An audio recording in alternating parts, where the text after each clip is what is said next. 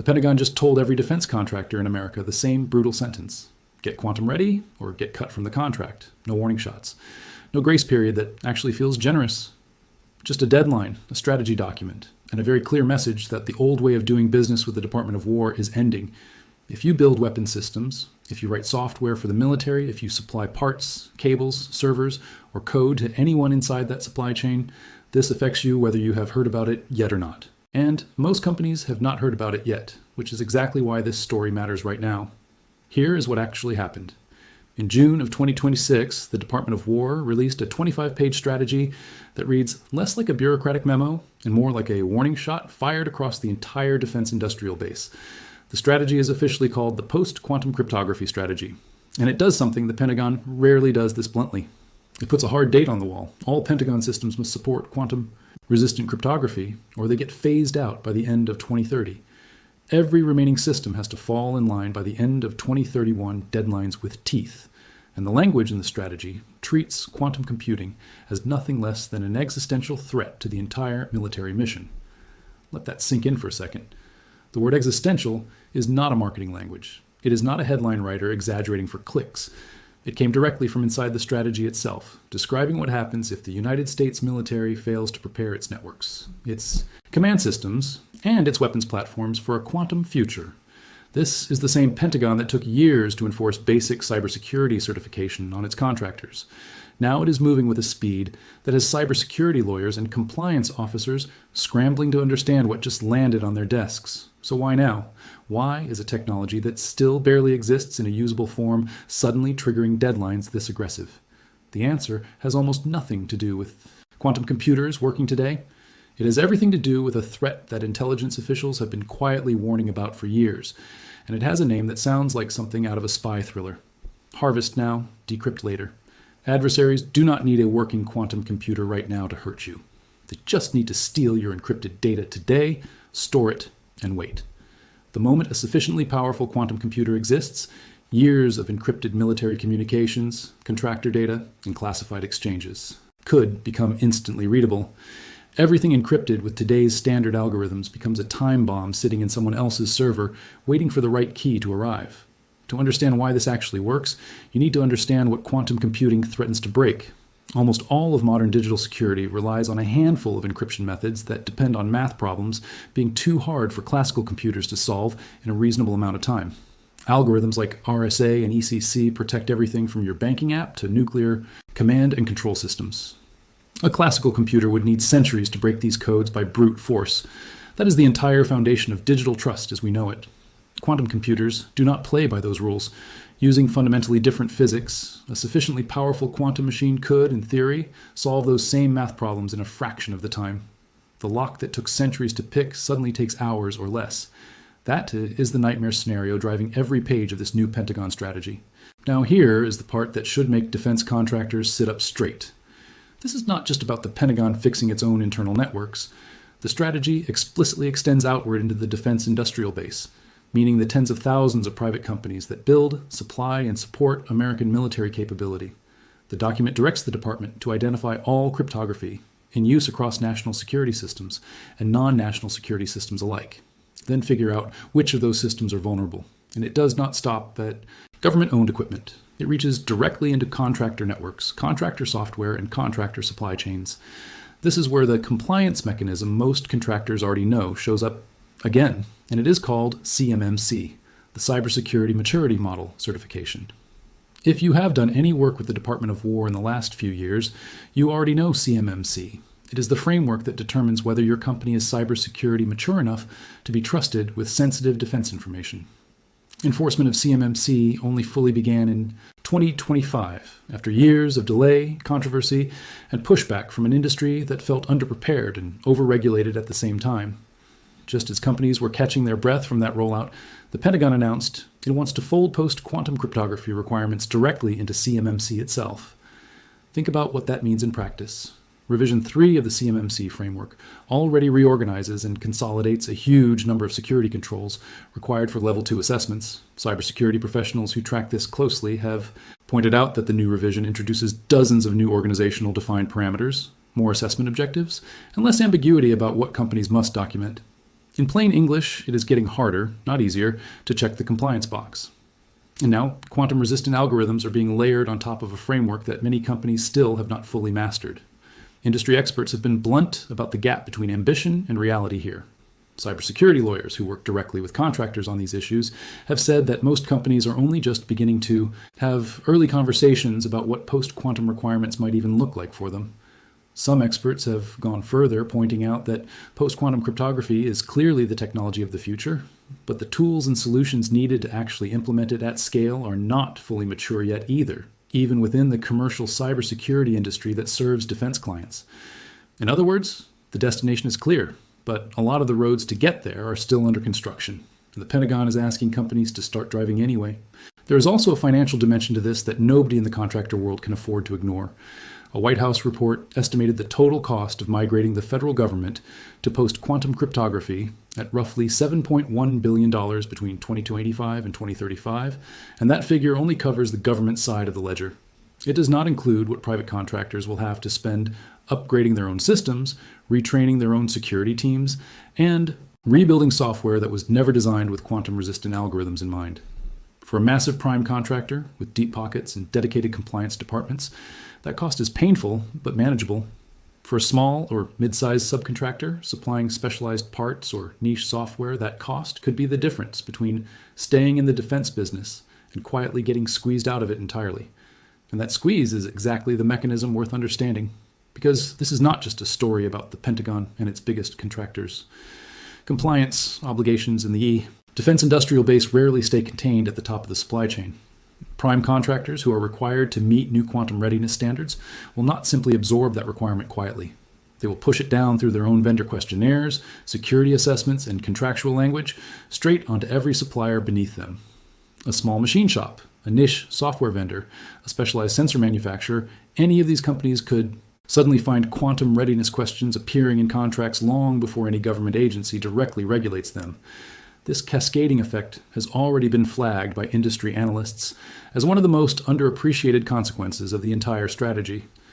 It is worth pausing here to talk about the broader political and legal architecture stacked behind this Pentagon strategy, because it did not appear out of nowhere.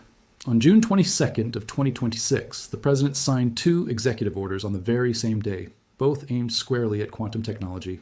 One, order focused on securing the nation against advanced cryptographic attacks, directly targeting the transition to post-quantum cryptography across federal agencies and their contractors.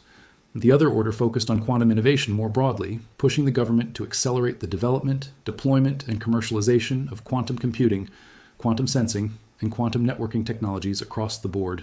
Together, these orders form the legal backbone that gives the Pentagon's internal strategy its urgency and its teeth.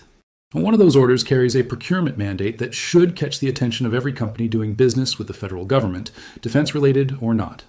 Within 180 days, the Federal Acquisition Regulatory Council is required to publish a proposed rule forcing covered contractors to comply with new federal cryptographic standards, including standards that incorporate post-quantum algorithms, by December 31st of 2030. Within 270 days, a second rule is required, forcing contractors to implement vulnerability disclosure policies that specifically address cryptographic weaknesses, including testing for outdated or non-compliant encryption. Analysts tracking this closely believe these requirements will not stay confined to defense contractors either. Given how deeply federal procurement rules ripple through the broader economy, this is expected to spur post-quantum adoption across a much wider swath of American industry by the end of the decade. Meanwhile, the Department of War itself has been building internal infrastructure to actually execute this transition, and it goes back further than most people realize. In November of 2025, the acting chief information officer at the time issued a memo directing every Pentagon component and every combatant command to inventory all cryptography in use across every type of system imaginable. That list includes national security systems, weapons platforms, cloud environments, mobile devices, internet, connected devices, unmanned systems, and operational technology on military bases. This was not a suggestion. It was a mandate with specific deadlines, including a requirement to replace pre-shared key solutions and symmetric key distribution protocols by December 31st of 2030. The same memo took the unusual step of banning the test in G, or procurement of certain quantum key distribution systems altogether, citing unresolved security concerns about that particular technology. There's a coordination layer behind all of this too. The Pentagon has centralized its post-quantum cryptography efforts under something officials are calling a dedicated PQC directorate, designed to make sure that all of these moving pieces, from weapons platforms to cloud contracts, are moving in the same direction instead of fracturing into dozens of disconnected compliance efforts. Officials speaking at defense technology conferences throughout 2026 have repeatedly emphasized that this transition will take years of testing, engineering work, and modernization, and that early prototyping has already forced planners to rethink parts of their own roadmap. One senior engineer at the Defense Information Systems Agency put it plainly when discussing early prototype work, explaining that lessons learned during testing are already reshaping what the final requirements will actually look like. It is easy to hear all of this and assume quantum computing is some far-off science fiction concern that will not matter for another decade. That assumption is exactly what the Pentagon strategy is trying to correct. Officials have been careful to separate two different timelines that people often accidentally merge together. The first timeline is when a quantum computer powerful enough to break today's encryption might actually exist, and even government estimates on that vary widely and remain genuinely uncertain. The second timeline is when adversaries could already be harvesting sensitive encrypted data with the intention of decrypting it later, and that timeline is not future tense at all. That is happening right now, today. While you listen to this is why officials keep repeating that quantum readiness is not purely a future technology conversation anymore. It has become a present tense compliance issue, a present tense procurement issue, and a present tense financial risk issue. Industry analysts covering enterprise risk management have pointed out that even the cyber insurance market is beginning to shift because of this pressure. Underwriters are increasingly asking about quantum readiness during policy renewals, and companies that cannot demonstrate a coherent transition plan, starting with a basic inventory of their own cryptographic systems, may face higher premiums or outright exclusions for quantum-related risk in their coverage. In other words, even if a company never touches a single Pentagon contract again, the broader business world is starting to price quantum risk into everyday decisions. Let's talk about what quantum readiness actually requires in practice, because the phrase gets thrown around constantly without much explanation of what it means on the ground. It starts with something surprisingly unglamorous, a full inventory of every place your organization uses encryption. That includes obvious systems like email and file storage, but it also includes firmware, product design processes, secure software signing, public key infrastructure, and certificate management systems that most employees never think about. Analysts who specialize in this transition have stressed that quantum readiness is not simply an information technology project that can be handed off to one department and forgotten. It touches product design, manufacturing processes, supply chain verification, and every layer of how a company builds trust into its digital and physical products. Once that inventory exists, companies need a roadmap for actually replacing vulnerable algorithms, things like RSA, ECDSA, ECDH, standard Diffie-Hellman key exchange, and MQV, all of which quantum computers are expected to eventually be capable of breaking. This is not a simple software patch. Migrating cryptographic infrastructure across a large organization, let alone across the entire Department of War, is described by experts as a multi-year engineering undertaking, not a weekend update. That is precisely why officials are pushing this timeline so hard right now, because waiting until quantum computers actually arrive would mean starting a multi-year project far too late. There's also a deeper strategic layer to all of this that connects directly to great power competition. Quantum technology has become one of the clearest battlegrounds in the broader technological rivalry between the United States and its geopolitical rivals, particularly China. Reports on global quantum research have consistently noted that quantum networking, a field historically dominated by Chinese research investment, has been comparatively neglected inside the United States until recently. The executive orders signed in June of 2026 explicitly direct multiple federal agencies, including the Department of Energy and the National Science Foundation, to accelerate research into quantum sensing and quantum networking specifically to close that gap. The Pentagon has even been given an aggressive 27-month window to deploy next-generation quantum sensors to operational military forces, with a target date of September 30th, 2028. Quantum sensing deserves its own moment of attention here because it is arguably more mature right now than quantum computing itself. According to independent defense science advisors, quantum sensing is considered the most technologically ready application of quantum science for military use today. It offers potential capabilities like alternative positioning, navigation, and timing systems that could allow military forces to operate effectively even in environments where GPS signals are jammed, degraded, or completely denied by an adversary. That is not a hypothetical future capability. That is something the military is actively field testing and preparing to deploy within the next 2 years. So where does this leave defense contractors sitting today, trying to figure out whether their company is actually at risk of losing business over all of this? The honest answer, based on everything officials and independent experts have said publicly, is that immediate blanket enforcement across every single defense contract is unlikely in the very near term. Experts tracking CMMC closely have pointed out there's already a significant readiness gap within the defense industrial base just for existing cybersecurity requirements before you even add quantum resistant capabilities on top. Piling a massive new technical requirement onto companies that are still struggling with the current rules would risk crippling parts of the supply chain the Pentagon actually depends on. That tension is very real, and it is part of why experts expect a phased, uneven rollout rather than an overnight mandate hitting every contractor simultaneously. But phased and slow are two very different things, and contractors who mistake one for the other are taking a real gamble. The deadlines written into this strategy are specific, they are public, and they are backed by executive orders with legal weight behind them. Waiting for a final rule to appear in the Federal Register before starting any internal preparation is, according to nearly every expert quoted across multiple industry publications, exactly the wrong strategy. The companies most likely to survive this transition without disruption are the ones already building a cryptographic inventory today, already mapping their vendor dependencies today, and already having internal conversations about which systems will need replacement first. It helps to understand exactly what a company is being asked to migrate toward, because post-quantum cryptography is not some vague, futuristic buzzword floating around a slide deck. The National Institute of Standards and Technology has already finalized a specific set of algorithms designed to resist attacks from a quantum computer, algorithms now standardized under new Federal Information Processing Standards. These are not experimental concepts sitting in a university lab somewhere. They are published, tested, government-approved replacements for the vulnerable encryption methods contractors have relied on for decades. The challenge is not that the replacement math does not exist.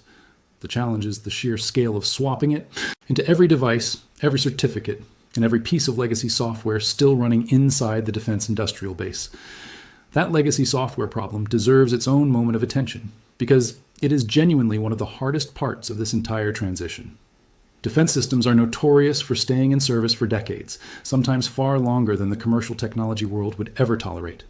Weapons platforms, communication systems, and logistics software built decades ago are still operating today, often running on hardware that was never designed with cryptographic agility in mind. Swapping in a new algorithm on a modern cloud server is relatively straightforward. Swapping in a new algorithm on a decades-old embedded system buried inside a weapons platform is an entirely different and far more expensive undertaking. This is precisely why officials keep emphasizing that migration will take years of dedicated engineering work rather than a simple software update pushed out overnight. It is also worth explaining why small and mid-sized contractors face a disproportionately heavier burden here compared to massive, prime contractors with billion-dollar revenue streams. Large primes typically have dedicated compliance departments, in-house cybersecurity teams, and enough scale to absorb the cost of a multi-year technical migration without threatening the survival of the business. A smaller supplier, often family-owned or operating with a lean staff, does not have that same cushion. For these companies, a new compliance requirement is not simply an additional line item in next year's budget.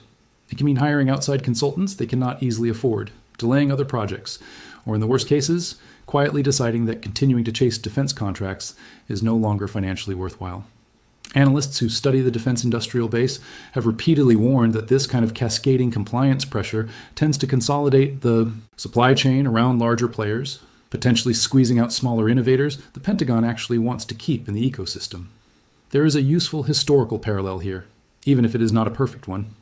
Anyone who worked in technology or compliance around the turn of the millennium remembers the frantic scramble around the Y2K transition, when companies suddenly realized decades-old systems needed urgent remediation before a hard deadline arrived. The quantum transition shares some of that same character, a known deadline, a known technical vulnerability, and an enormous amount of legacy infrastructure that was never designed with the coming threat in mind. The difference this time is that the threat is not a date on a calendar flipping over. It is an adversary actively collecting your encrypted data right now, patiently waiting for the technology to catch up to their ambitions. For contractors trying to figure out where to actually start, the pattern across expert recommendations is remarkably consistent. Begin with a cryptographic bill of materials. Congress has also been actively shaping this landscape. And it is worth knowing that this is not purely an executive branch initiative. Operating in isolation. Lawmakers have been working through a reauthorization of the National Quantum Initiative, the first major update to federal quantum policy in years, expanding its original research-focused scope to explicitly address quantum security threats alongside continued research and development priorities. During committee work on that legislation, lawmakers adopted amendments addressing quantum software security standards, supply chains, requirements, and even provisions to help state and local governments manage their own transition to post-quantum cryptography. One committee member reviewing the Pentagon's aggressive internal deadline for replacing vulnerable cryptographic methods by December 2030 openly noted that 4 years is an aggressive target for an organization as vast as the Department of War, predicting that some deadline extensions are likely as the true scale of the challenge becomes clear. That kind of bipartisan attention signals this is not a passing initiative that quietly disappears with the next budget cycle. Funding numbers also tell part of this story. The department requested nearly $600 million for quantum technologies in the 2026 fiscal year budget, building on more than $780 million appropriated the year before. That is real money moving through Congress. Department's public key infrastructure, the system underpinning digital identities across military networks, is where this transition genuinely begins. They have also been candid that quantum-resilient protections must match or exceed the performance of current systems, because a security upgrade that quietly slows down military communications or degrades operational speed would create its own entirely new set of problems. That balancing act between security and performance is rarely discussed in casual conversations about quantum computing, but it is exactly the kind of engineering trade-off that will determine whether this transition succeeds smoothly or drags on far longer than anyone currently expects. There's also an opportunity hiding inside all of this pressure, and it is worth mentioning before we wrap up. Every major transition like this one creates winners, as well as companies left scrambling. Contractors and technology partners who move early, who genuinely understand post-quantum cryptography, and who can credibly demonstrate readiness to prime contractors and program managers, are positioning themselves as indispensable partners during a period when the rest of the industry is still catching up. Systems integrators and cybersecurity firms, working closely with the Department of War, have already described this moment as a decisive signal that cybersecurity must advance in lockstep with both artificial intelligence and quantum capabilities simultaneously. Being early to that curve is not just about avoiding risk. It is a genuine competitive advantage inside a supply chain worth hundreds of billions of dollars a year. Before we go any further, if this kind of defense and technology breakdown is useful to you, hit that like button right now. It genuinely helps this channel reach more people who need to see this. And if you have not subscribed yet, now is a great time, because stories like this one are moving fast and there's a lot more coming. Let's zoom out for a second and talk about why this whole story matters beyond just contractors and compliance officers. This is ultimately a story about the foundation of digital trust itself. Every secure communication, every classified exchange, every piece of sensitive data moving across military networks depends on math problems being too hard for anyone to solve quickly. Quantum computing threatens to quietly dissolve that foundation, not with a dramatic single event, but with a slow, creeping erosion of confidence in systems that have been considered secure for decades. The Pentagon calling this an existential threat is not hyperbole designed to grab headlines. It reflects a genuine institutional fear that the entire architecture of secure military communication could become obsolete faster than the replacement can be built. The stakes described inside the strategy itself go straight to the heart of military capability. Officials leading this effort have publicly framed the goal in terms of ensuring the United States maintains what they call decision dominance, meaning commanders and warfighters have access to trustworthy information at the speed modern conflict actually requires. If an adversary can quietly read encrypted military communications years after they were sent, that dominance evaporates retroactively. Every classified strategy discussion, every logistics plan, every weapon system design shared with a contractor becomes potentially exposed, not today, but on a future date nobody can precisely predict. That uncertainty is precisely why the Pentagon chose urgency over patience in writing this strategy. It is also worth acknowledging the genuine tension between ambition and reality running through this entire initiative. Independent officials working on early technical prototyping have openly admitted that testing has already forced them to rethink parts of their own roadmap, which is a remarkably honest admission for a government strategy document to essentially confirm in public commentary. Aggressive deadlines create urgency, but they also create risk of technical shortcuts, incomplete testing, or requirements that shift again as the underlying technology matures faster, or observers tracking this space have openly speculated that some of these deadlines, particularly the 2030 target for replacing vulnerable cryptographic methods, may eventually require extensions once the sheer scale of the undertaking becomes fully apparent across an organization as vast as the Department of War. None of that uncertainty, though, changes the practical reality facing defense contractors today. Whether the final enforcement timeline slips by a year or two ultimately matters less than the direction of travel, and the direction of travel is unmistakable. Quantum-resistant cryptography is moving from a research topic into a procurement requirement, a compliance obligation, and eventually a contractual condition for doing business with the larges. T single buyer of goods and services on the planet. Companies that treat this as somebody else's problem, something to worry about closer to the actual deadline, a choosing to gamble with their own position inside a supply chain that rewards early movers and quietly eliminates the unprepared. There is a broader lesson buried inside this story that extends well past defense contracting specifically. Technology transitions of this scale rarely arrive with a dramatic single announcement that gives everyone equal warning. They arrive exactly like this one has, as a slow accumulation of executive orders, agency strategies, compliance framework updates, and expert warnings scattered across dozens of publications that most people never read in full. By the time a requirement becomes impossible to ignore, the companies that were paying attention early already have a multi-year head start on the companies that were not. That gap does not close easily, especially in an industry where trust, security clearance, and demonstrated technical competence take years to build in the first place. So here's the honest bottom line. The Pentagon has not yet handed every defense contractor a hard, immediate mandate demanding full quantum-resistant compliance. Next quarter. What it has done is something arguably more important and more revealing about where this is heading. It has published a strategy with real deadlines, backed that strategy with presidential executive orders, carrying legal weight, folded the requirement T into an existing certification framework that already governs billions of dollars in contracts, and put every company in the defense industrial base on formal notice this. T, the clock is running.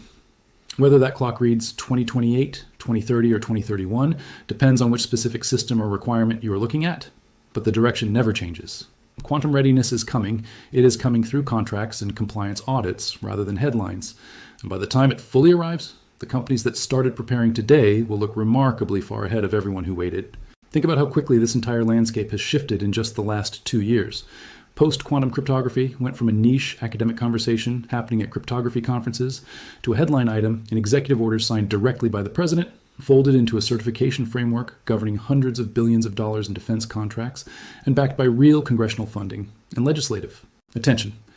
That pace of change is unusual even by government standards, and it reflects a genuine cross-party recognition that waiting any longer carries real strategic risk. When a threat moves from academic curiosity to executive order, to contractual requirement in under 2 years, that is not bureaucratic noise you can afford to tune out. The companies that will look back on this moment as a turning point are the ones treating it as a genuine business priority, right? T now, not the ones waiting for a final rule to appear before lifting a finger. Every expert quoted across every publication covering this transition ultimately arrives at the same core message, even when they disagree on the exact pace of enforcement. Start the cryptographic inventory now, understand your own vulnerabilities now, build relationships with prime contractors and technology partners now, before the questions start showing up in contracts you desperately want to win. The Pentagon has effectively drawn a line in the sand, and while the exact date that line becomes unavoidable might shift by a year or two, the underlying message is not going anywhere. Get quantum ready or get cut. And the companies paying attention today are the ones deciding which side of that line they end up standing on. If you found this breakdown valuable, do not forget to like the video and subscribe to the channel so you catch the next one the moment it goes live, because this story is nowhere near finished unfolding.